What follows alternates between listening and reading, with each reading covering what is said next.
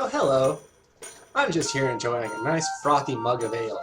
Speaking of the only thing that was safe to drink in medieval England, today I'd like to talk about Crispin, the Cross of Lead, Abbey's Newbery Award-winning children's novel. Actually, that whole beer being the only thing that's safe to drink in the Middle Ages is kind of a generality and misconception. I mean, they had dairy products and you know, orchards, and you could find clean water as long as you were upriver from the tanneries. They knew how to generally clean water. The truth is that beer is actually the only safe thing to drink in the country of Germany.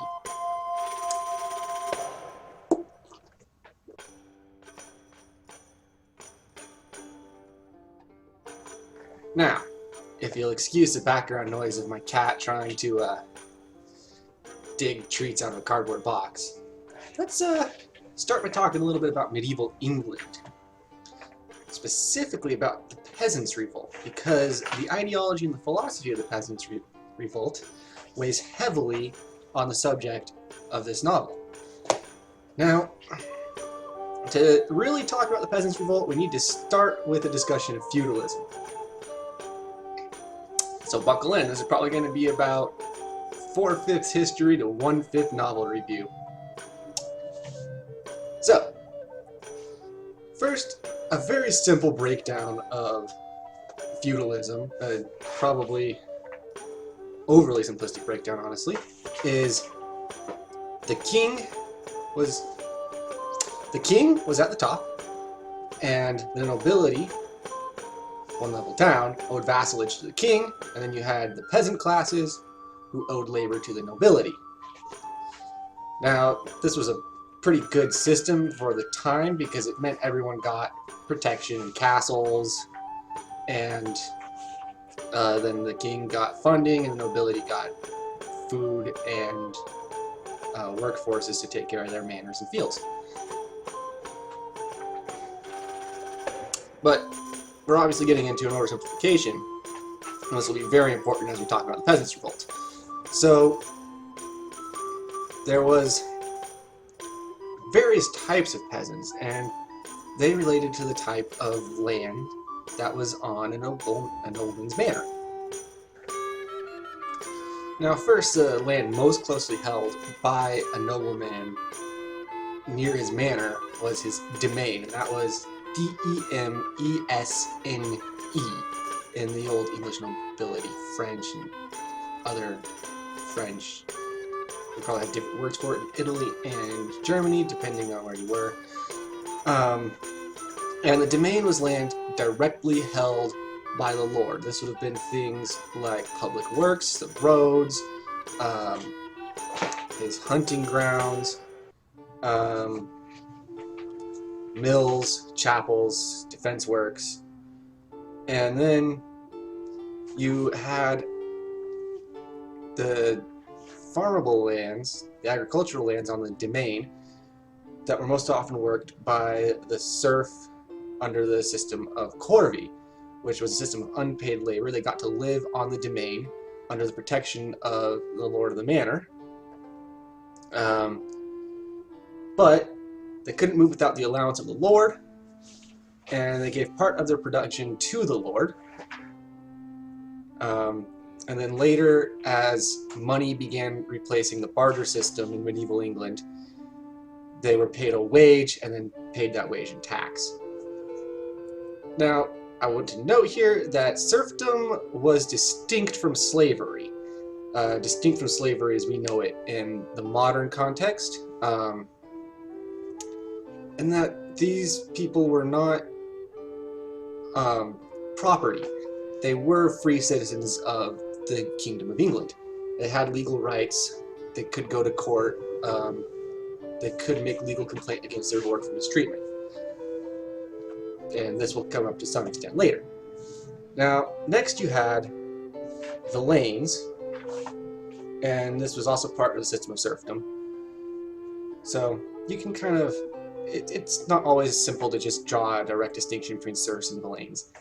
These are sort of terms that have been applied to this leveled system but in some ways they were terms that were used with sort of interchangeability at the time. And these would be indentured workers, and their tie to the land of the Lord's Manor was through sub-in-fiefdom. Now, having land sub-in-fiefed, well, the king would give a fiefdom to a nobleman, and then he could sub-in-fief that land to the various peasants, villeins, and then they would work the land and pay rent to him. This was more common once money was around and the corvée system was becoming less common. So this could mean that they either paid on a yearly contract or it was a family contract, and the initial generation that bought the land had the land for their use until that first patron who sub-in-fiefed the land died, and then his son would have to rework a new contract. There's an interesting scene about that in the mini-series. I'm gonna have to put a cut here because now I've forgotten. World Without End. Maybe I won't put a cut here. You can just see how awkward I am in real life. World Without End has an interesting bit with that. Good series. Not always 100% accurate, but a lot better than most. So these villeins who worked in southern fief land used some of the land to provide for the manor house and the noblemen, and they were paid a wage, and they owed some of their production and money in tax. But rather than people who were directly working the land of the domain, they had a bit more utility and liberty in how they used the land.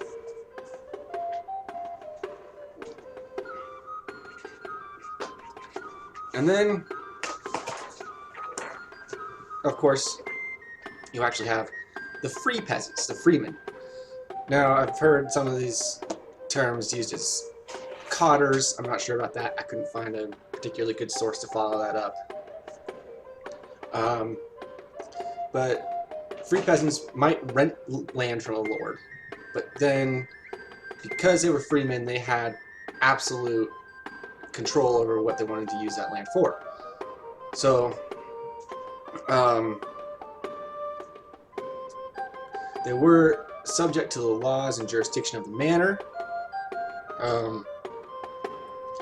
but rather than having to pay tax or turn over their production to the manor house, they just paid a rent, and then they could use the land how they wanted. They could go and sell their production on however they would like.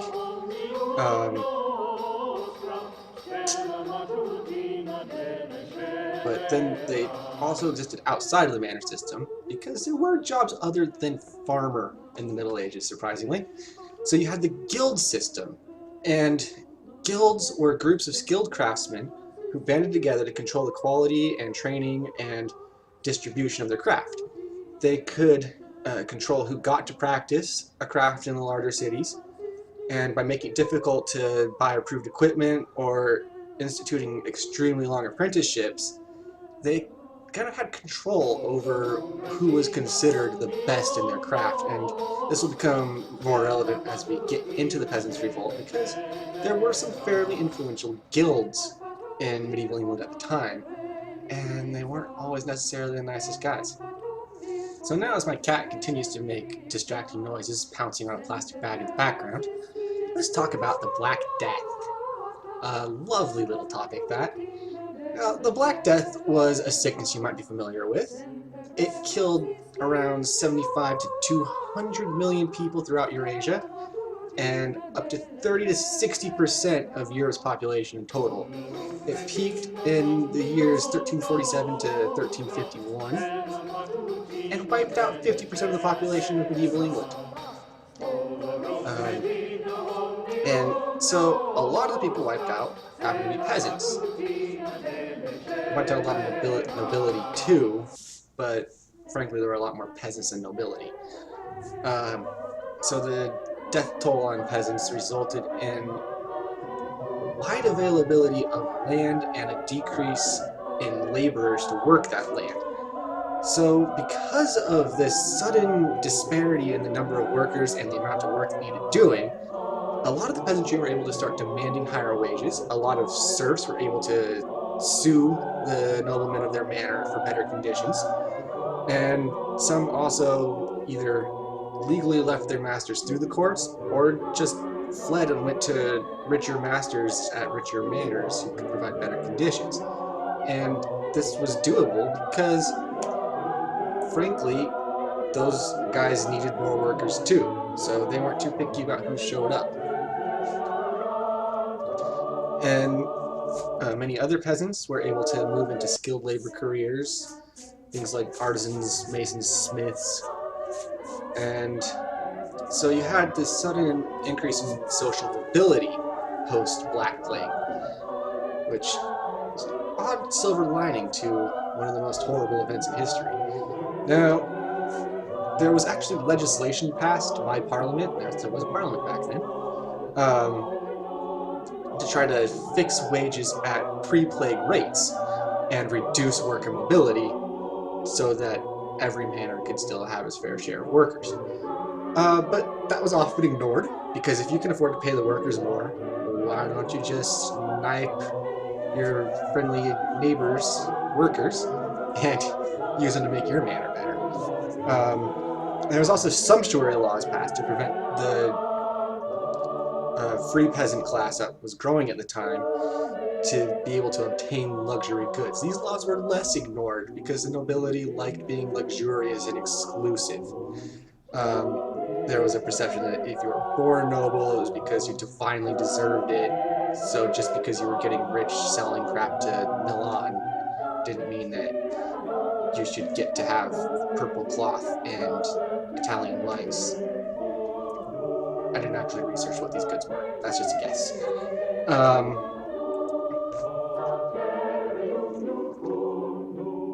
And probably most concerning for the time was it greatly affected the king's ability to wage war.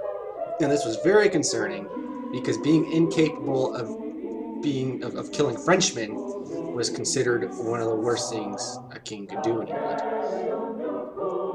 It's kind of a joke. So, because there was a reduction in manor profits due to the lack of workers and the fact that these remaining workers had to be paid higher wages, extensive taxes were employed to try to make up the deficit in the war budget. And the result of this was a lot of nobles dodged those taxes, but still levied them against their peasants. Sound familiar? It might. Obviously, this did not go over well with the peasantry, and now we at last get into the Peasants' Revolt, or Wat Tyler's Revolt. So the type of taxes that started being levied against the people of England to help fund what now we know as the 100 Years' War, but as people called it back then, fighting those French guys across the channel, was a poll tax. Now, a poll tax is just a flat tax applied to everyone, which is rough if you're not super, super rich, or it can be rough, and it was rough for a lot of the free peasantry. So the result of this was a lot of the more petty nobility, who didn't have as much money as the particularly powerful manor lords, and a lot of the free peasantry began to complain about this tax. And so it became a pretty common thing to try to avoid paying it, and there was a lot of a sense of unfairness because these more powerful nobles could come up with reasons why they didn't have to pay the tax that were more or less acceptable to the officials of the crown. So the long and short was people started just refusing to pay the tax. They wouldn't turn over any money. If livestock were taken for tax, they'd go and steal it back, and there was a lot of general disillusionment with the tax, and people just weren't having it. So this state of affairs brings us to the year 1381 in Essex, where Justice of the Peace John Bampton arrives to investigate the payment of the tax. Now, he arrived, called up peasant representatives to question them, and they showed up heavily armed with longbows and staves. And then their front representative, a landowner named Thomas Baker, said that his village had most definitely already paid the tax, and they weren't going to turn over another cent. Penny? What did they use back then? I don't know. So Bampton immediately tried to get his representatives to arrest Baker. Violence broke out, and several clerks and jurors were killed. Bampton did get away, and he fled to London. Now, violence started escalating from there. So soon there was a very large group of peasants, led by this guy named Wat Tyler, who is generally considered the front man of the revolt. He was at least the front man of the revolt that came out of Essex and went on to London. There was a lot else going on in northern England and the like. We'll talk a bit about that later. And another important figure to show up at this time was John Ball. Now, he was a radical Lollard priest. Now, Lollards were sort of proto-Protestants. They had disagreements with the Roman Catholic Church. They disagreed on the teaching of transubstantiation. They didn't like saint worship. They said that having the depictions of saints and praying to saints was idolatry. And they didn't see baptism and confession as necessary for salvation, which are some pretty big differences with the Catholic Church, so it's understandable why they didn't particularly like the Lollards. Now, John Ball was also particularly opposed to the Catholic Church's massive acquisition of wealth. And he also didn't like that they mostly focused on the suffering of Christ, sometimes to the detriment of the message of Scripture. So he was a pretty big figure, and he joined up with this peasant rebellion that was at the time marching towards London. It's unclear if he hadn't just been there from the beginning or if they broke him out of a jail somewhere along the way. But when they arrived at Blackheath, he gave a very famous sermon, the most relevant quote from which, the most well-known quote from which, was, "When Adam delved and Eve span, who was then a gentleman?" Which not only rhymes in the best sort of writing from that time, but also showed his philosophy of social equality. He thought everyone under Christ is equal. Why do we have noblemen? Why do they think they have this divine right to be noblemen when, back when God created the world, he didn't put any one human above others? So, pretty radical ideology, and maybe more radical than even Wat Tyler held. So, eventually these peasants arrive in London. And violence erupted across London. So this was committed by disparate groups of rebels, some under Wat Tyler, some who had just sort of formed on the spot when they saw it was going down. And violence in particular was committed against the Flemish. That is people from Flanders, Belgian, Dutch ethnicity, more or less. And here we get back into the guilds, because this particular violence might have been organized by the London Weavers Guild, because they had been competing with Flemish weavers and migrant workers, so there was quite a bit of social unrest against Flemish immigrants. Sound familiar? Yeah. So, Surprisingly, though, other than this ethnically motivated violence or economically motivated violence, violence against unrelated targets was surprisingly minimized. For example, a band of rebels on the march to London passed the king's mother and her retinue as they were retreating to London. They mocked her and made fun of her, but they didn't attack her. And similarly, later when the rebels got into the Tower of London, they met with the king's mother again and the king's sister. And again, they made fun of them, but otherwise left them alone. This was because they actually weren't really that after the king. They were after certain nobles. Certain nobles and heads of the king's council who were considered corrupt, who were considered the progenitors of these unfair taxes that were their complaint, were hunted down and beheaded. And then their heads were often paraded around London and would eventually end up on spikes on London Bridge. Now, as this was all going on, I think it's relevant to mention that the king at the time, King Richard II, was 14 years old. And he had succeeded the throne with this council that more or less expected to be in charge of things around England for a while as he got his feet under him. So, this to some extent explains the peasants' perception that the king was being manipulated and they needed to rise up in support of him to help remove these corrupt officials.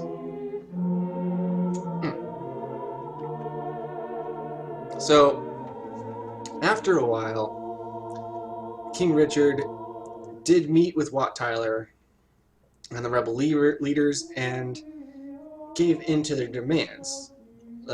Things like he abolished serfdom entirely and promised to give pardons to all rebels. And for some reason, the violence and mayhem continued and London remained in utter confusion. So, more nobles were killed, and the chaos continued until they had another meeting at Smithfield. And here Wat Tyler wanted to reiterate his demands. He more or less uses an opportunity to try to assert his equality to the king. He asked for food. He attempted to sit at table with the king. It was considered a general insult. One way or another, violence broke out at the meeting. And Wat Tyler was killed. He was stabbed by a nobleman who was present with the king, who got knighted, actually, because of that.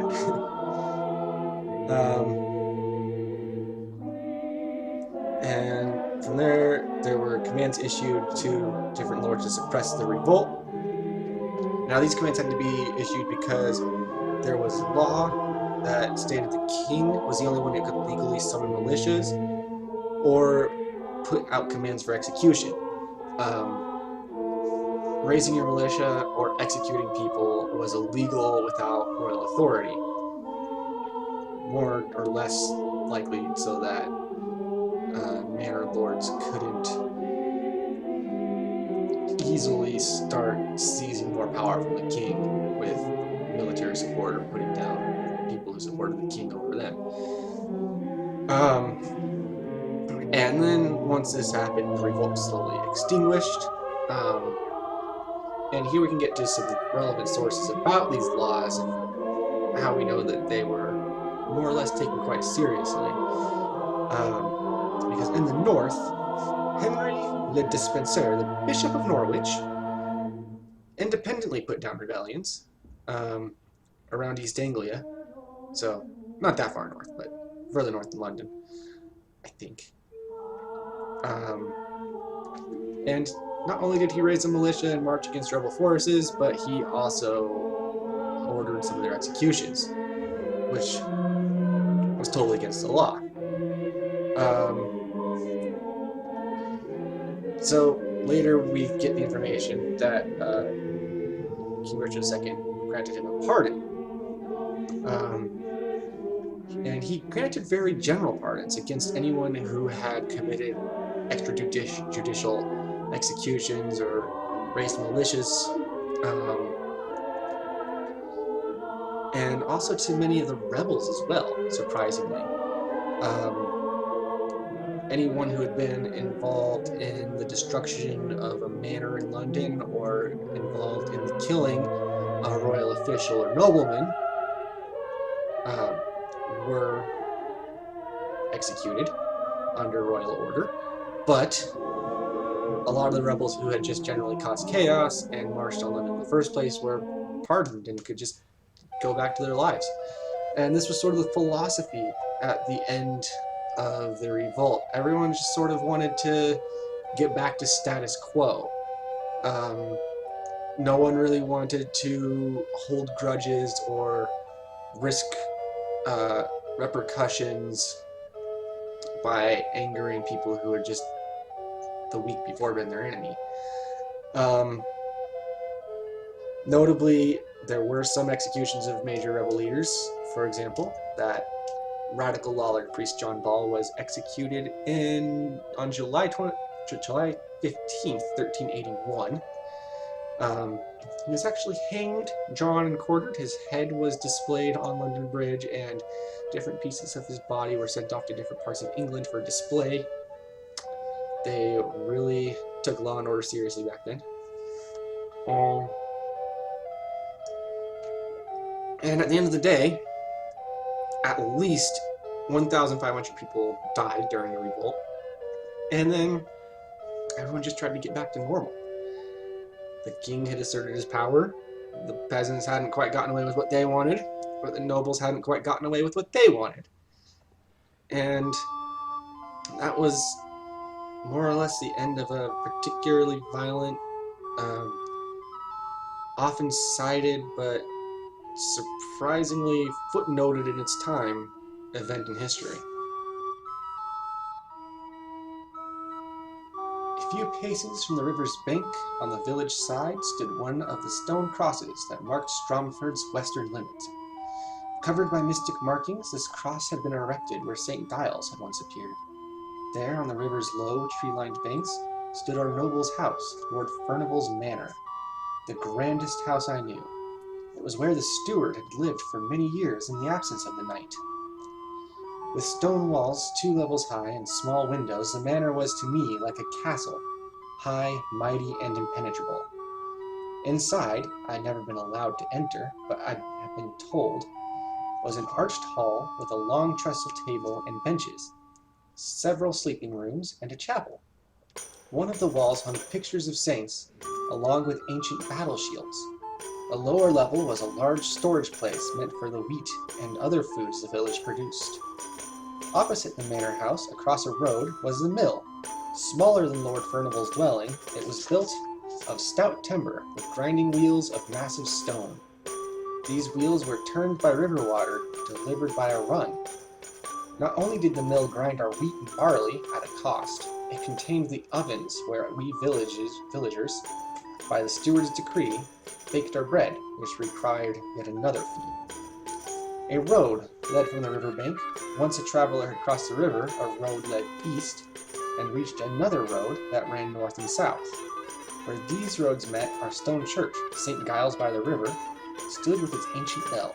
Above and below the church were our dwellings, some 40 cottages and huts of wattle and daub, thatch and wood, dirt and mud, all in varying shades of brown.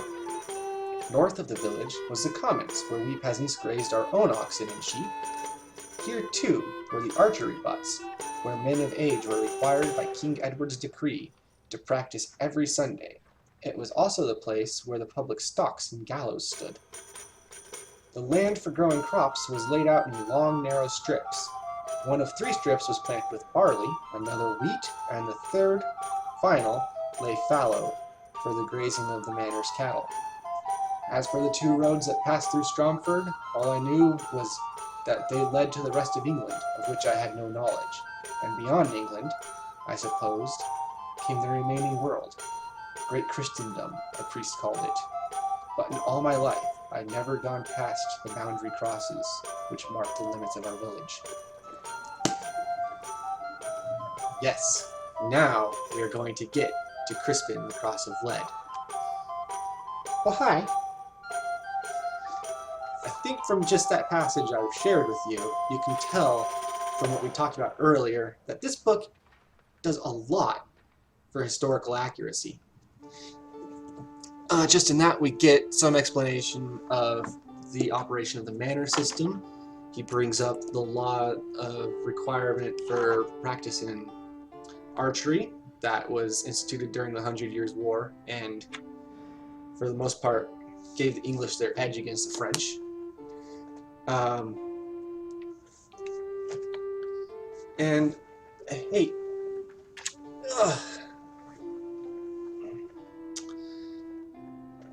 he's adding to my notes. Nothing relevant. Just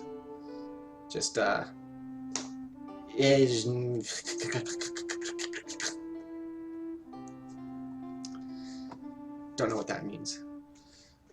But you also get a sense of some of the unfairness that was instituted against peasants at this time.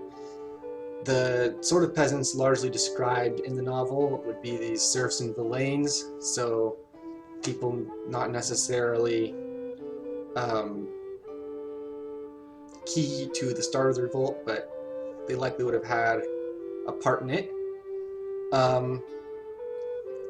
However, this doesn't take place during the revolt. It takes place a good few years before the revolt, in 1377, right before the death of King Edward II.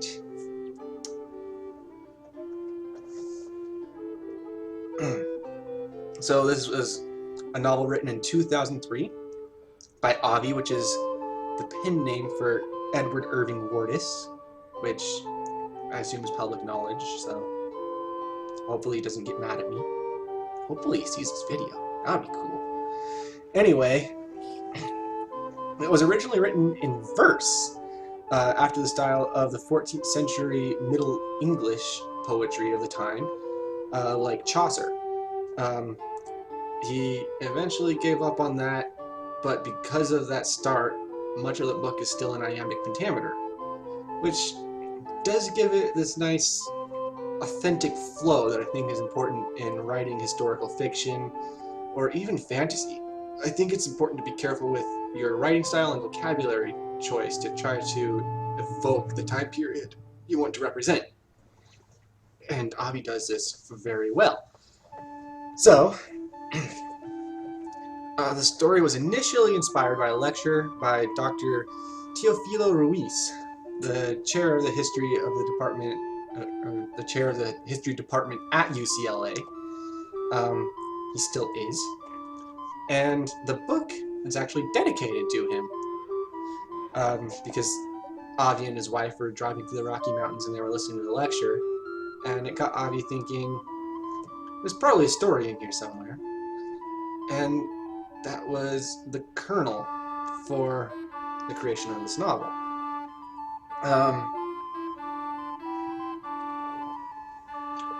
So, I'll start out just now. I think this is a very good book. If you want to know a little about it, just take that recommendation here. I am, through the rest of the review, though, going to do my best to avoid spoilers. So, this is the story of Asta's son. He is named for his mother, Asta. And at the start of the story, she has just died. So he's mourning her loss when, out of nowhere, bailiffs under the order of the steward, in place of the nobleman who owns the manor, Steward John Aycliffe. Yeah, I didn't like that light either. Go to his hovel and destroy it while he is away. And this is cutting some events short. Oh, uh, he goes to one of his only friends in the village, the priest, who informs him that he actually does have a baptized Christian name, and that name is Crispin. He also gives him his mother's old lead cross, which was a cross often handed out to victims of the plague because it could be easily mass-produced. Which was an idea planted actually by Avi visiting a museum in England for doing research. How cool is it being a successful writer? Man. Anyway, and he notices this cross bears an inscription that he's incapable of reading because while his mother mysteriously could read and write, he never learned himself. But the priest tells him it pertains to his past and promises to reveal more soon at a future meeting. But for various reasons, that meeting doesn't happen. Crispin finds out that Aycliffe's men are definitely hunting him, and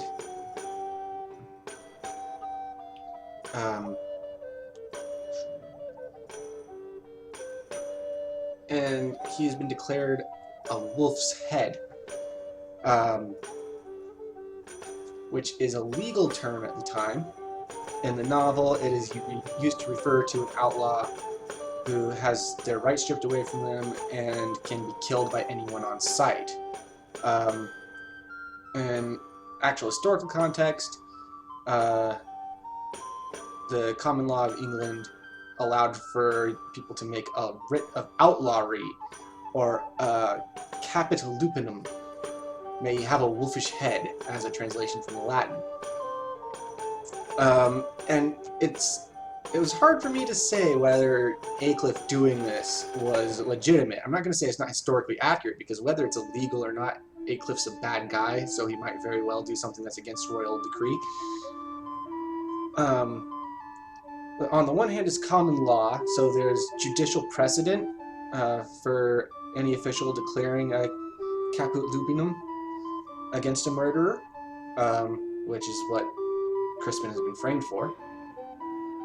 On the other hand, there was a royal decree that said that a wolf's head had to be brought before the king before his execution.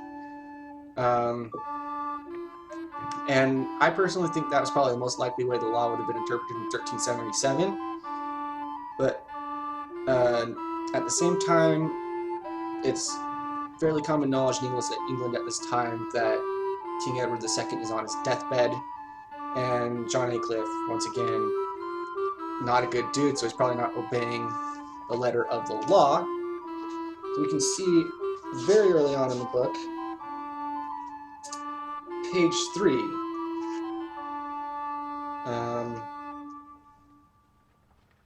it's mentioned for poaching a stag, John the alemaker's son was put to death on the Commons gallows, which obviously, without a royal decree, and especially without the nobleman present, was totally illegal at the time. John Aycliffe should not have done that if he was following the nation's laws. But, once again, it's a fairly tumultuous time in English history, and these peasants are at a place where likely they are not totally aware of the legal recourse available to them to protest this mistreatment. He's going to try chewing on the mic. Please don't chew on the mic. So anyway, Crispin flees the village, which is literally the only place he's ever been. So he's very much thrown into a big world that he doesn't entirely understand. After a while, he comes to a village that has been wiped out by the plague, which is an interesting detail because, obviously, as earlier mentioned, the plagues happened a while ago. So the fact that there's still villages that are just completely empty, filled with skeletal remains, attests to how effective it was on English society. Anyway, while he's in the village, he runs into a fellow by the name of Orson Rothgar, possibly the most badass name in children's literature. But he actually goes by Bear, the most badass nickname in children's literature. He's a very big guy. He's a trained jester, and he basically immediately forces Crispin to swear an oath of servitude to him. But he does give him some food, so that's nice. But this is a nice little historical detail. It's important in historical fiction to not try to apply our modern morality or modern ideals on the people of the past. Throughout the novel, Rothgar Bear is going to be considered a protagonist in line with Crispin, and a good guy in general. But obviously at this time, it was fine to have a servant, and if you find somebody who's running for their life from the law, and they're a kid, it's not too rough, and it would be sort of the custom of the time to say, hey, you're going to be my servant now. Swear it on your eternal soul. Probably didn't happen all the time, but it's a path that makes perfect sense for the time period for Bear to take. And as we get to know him more and realize that he is more or less trying to protect Crispin in this world he doesn't understand, you can sort of understand his reasoning. Still, it's nice that there's not immediately this more modern ideal of, oh no, a lost boy, he's been wrongly framed by the law, this is so terrible, let's fight the evil king and stuff, which is often applied in these sorts of stories when not as much research into the time period has gone into it.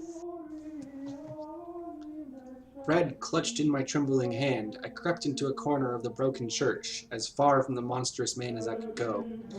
Though I swallowed the bread he'd given me, I knew I'd sworn a sacred oath to which I was forever bound.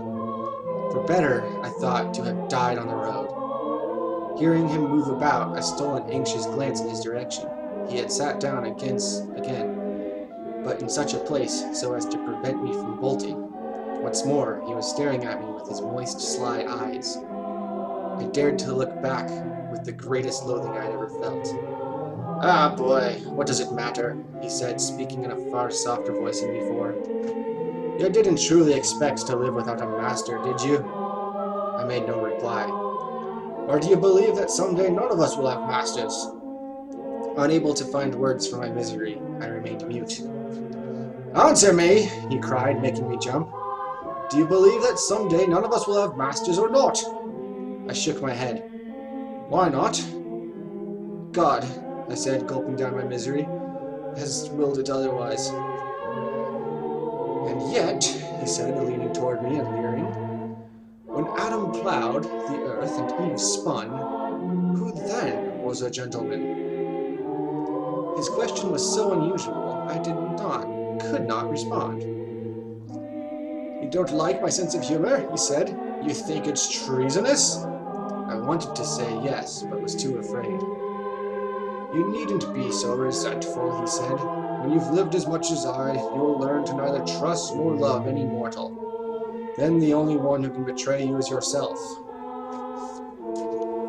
So, earlier in that reading, you might have noticed, if you were being a good student, that Bear quotes John Ball's sermon at Blackheath, which is very interesting. Obviously, that sermon took place in 1381, and this is the year 1377. So this quite cleverly suggests that Bear was both familiar with the philosophy of the Lollards and John Ball, and also that he might know John Ball to have picked up that specific phrasing. Now, because John Ball will actually show up as a character in this novel later, this is a nice little touch and a clever little foreshadowing for those of us in the historical know.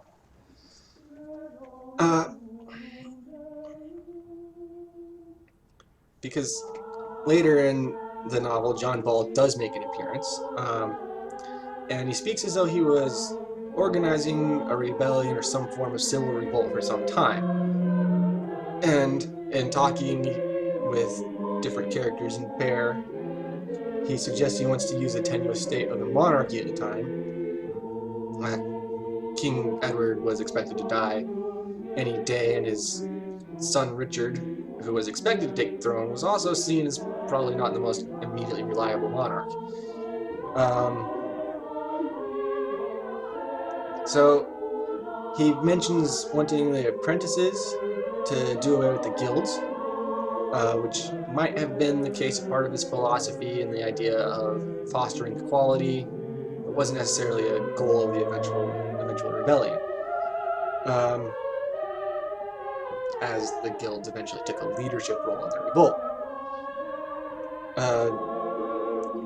And he doesn't really mention any of the demands that the rebels made when they first met the king.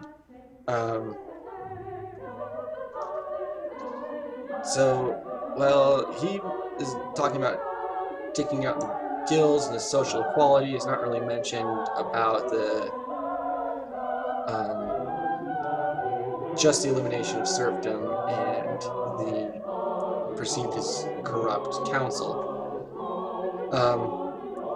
which isn't totally authentic to the eventual Peasants' Revolt, but may have been the case for John Ball in particular, if at the time he had himself been planning his own revolt, which might have been the case. He was often thrown in prison for stirring up discontent and for his revolutionary religious ideas. Kind of from his character, and this might show that his character is represented in the novel is more accurate. He might have actually been somewhat resistant to some of the violence of the revolt. And so it's hard to say if he actually directly supported the path that the rebellion took. But he certainly may have seen his opportunity to spread his message of equality to a more willing and eager crowd. After all, it was often declared illegal to hear his message, and he'd been excommunicated, so it was a rare opportunity. For example, the full quote from that sermon at Blackheath: "When Adam delved in Eve's span, who was then the gentle man? From the beginning, all men by nature were created alike, and our bondage of servitude came in by the unjust oppression of naughty men. For if God would have had any bondmen from the beginning, he would have appointed who should be bound and who free. And therefore I exhort you to consider that now the time is come, appointed to us by God, in which ye may, if ye will, cast off the yoke of bondage and recover liberty." Which was in context at the time of the poll taxes and the general repressive environment brought on by the lack of workers in the 100 Years' War.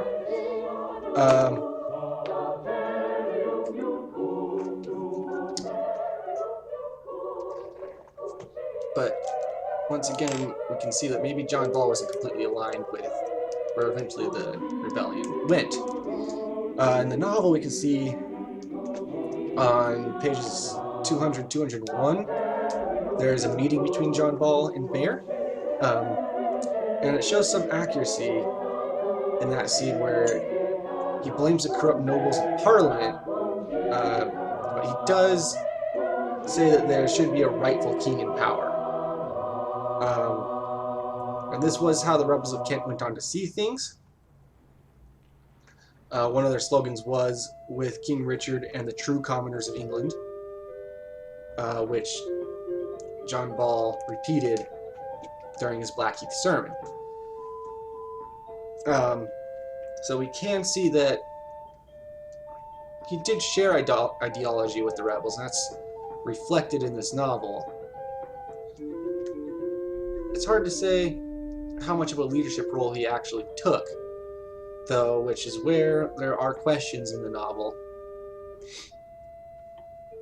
But it's not beyond the realm of possibility, so I'm not going to take off any points for historical accuracy there. Of course, then later he is, and Slight spoiler here, portrayed as something of a disloyal friend to Bear. So he is not exactly represented as this enlightened, perfect example of more modern ideologies, which goes into kind of a lot of the themology of the book. It is neither the rather oppressive nature of feudalism or the radical philosophy of the likes of John Ball, who are ultimately the ones coming out the best by the end of the story, but rather this fairly libertarian, self-deterministic philosophy that Bear espouses, which was more or less avoidant of systems and puts onus on the individual for carving their path, and is somewhat resistant to the idea of systems that would otherwise pigeonhole individuals into certain roles. In the end, Bear ends up not really siding with any members of the nobles or anyone espousing rebellion or treason. But then you'll have to find out how we eventually get there and why Crispin is allowed to tag along throughout the whole thing. So I would say the book is certainly very unique in that Crispin, the main character, doesn't really conform to the stereotype of the protagonist's place at the center of the narrative. Whereas you'd often have this call to adventure in the hero's journey, call to adventure, threshold, refusal of the call, inciting incident, and return to the quest. You have that setup where you have this call to adventure and what is the initial idea of Crispin's actual place in the world, which would be what your classic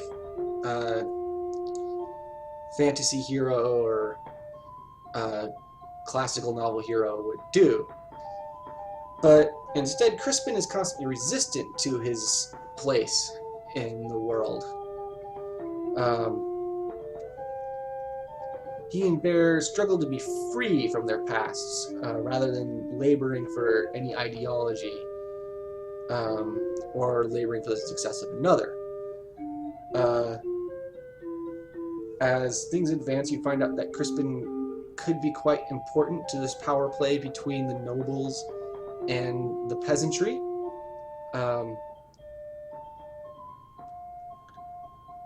But he belays the expectations that he would decide his path in this direction, and instead abandons those ideologies and strikes out on his own with Bear. So he wants to go out and learn about the world himself and make his own decisions. He doesn't want to seek power or significance in history, but just wants to seek the right to guide his own life. And then obviously, as we talked about before, the book does a great job of portraying the medieval world. We see how prolific religion is in people's lives. Every character, even the villains, are deeply concerned with religious values. We see how colorful and bustling life in a medieval city could be. And we see how politics can filter down through the entirety of a feudal society, how the influence at the top eventually comes down to get people at the bottom, and whether that can be good or bad. We also get a wide view of the different types of people and how they live. We see a wide range of different social classes, from a character named Widow Daventry down to a character, Lady Furnival, the wife of the noble in charge of Crispin's manor house. And so we get an opportunity to look at medieval England as a living, breathing place, rather than what we often see in some fiction as just a set dressing for a medieval story, which is commendable. Very well done, Avi. It's excellent writing. Of course, there's some possible minor errors or little complaints you could have. One example is that there's a point where guards are mentioned wearing metal armor across their chests. And we can just look at art from the time period and historical references that make it clear that soldiers more often wore what was known as padded gambeson. That's several layers of linen, which could quite effectively stop a sword cut and was a lot cheaper than full metal armor. And often at the time, knights were also only wearing mail coats. Plate armor was just coming into its heyday. Please stop chewing on my laptop. So it's possible that a nobleman would pay the money to equip his soldiers with actual breastplates, but I personally think it's more likely that they would be wearing gambeson, and considering as how stingy Aycliffe and Furnival are sort of represented as being, it's unlikely they would have paid for breastplates when gambeson and jack chains sort of a system of half plates along the shoulders and vital limbs were placed on gambeson would do just as well, especially if they're not going to war. So there's also it mentions that they carry swords, and while it was legal for guardsmen and legal officials to carry swords at the time, it was illegal for peasants to do so, at least within city walls.